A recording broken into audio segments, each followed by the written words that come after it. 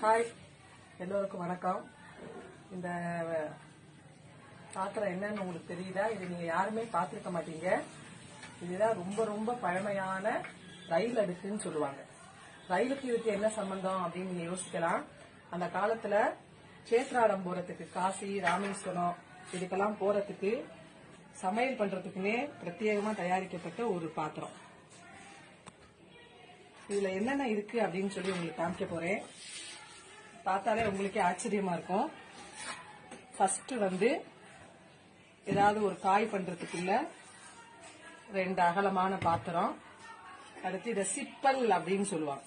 இந்த சிப்பல் எதுக்குன்னா சாதம் வடிக்கிறதுக்கு, கஞ்சி வடிக்கிறதுக்கு, அடுத்து காய் வதக்கிறதுக்கு ஒரு சின்ன இழுப்பச்சட்டி, அடுத்து டவரான்னு சொல்றது காப்பி ஆத்துறதுக்கு இல்ல வேற எதுக்காவது யூஸ் பண்ணிக்கிறதுக்கு.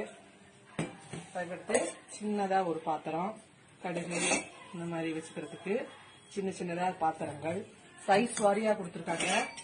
அதே மாதிரி தண்ணி மோந்துக்கிறதுக்கு சின்னதா ஒரு சொம்பு, அதுக்கடுத்து கூட்டு, குழம்பு, ஒரு சின்ன கல்யாணமே செஞ்சிடலாம் இதை வச்சு. அதை விட ஒரு சின்ன பாத்திரம்.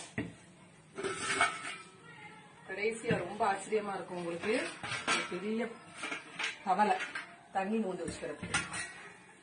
இதை விட ஒரு ஃபேமிலியே இதை வச்சு ரன் பண்ணிடலாம். ஆனா அது ஃபுல்லா ஒரு சின்ன அடுக்குலயே காம்பாக்டா ஒரு பெரிய இன்ஜினியரிங் ஸ்டூடெண்ட் கூட யோசிக்க முடியாத அளவு அந்த காலத்துல ரொம்ப அழகா பண்ணிருக்காங்க. எதுவுமே டிஸ்லோகேட்டே ஆகாது.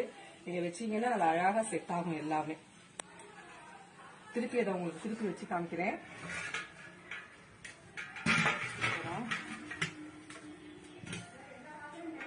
எல்லாமே தனித்தனியாக செட் பண்ணிக்கலாம். 2 1 2 3 4 5 6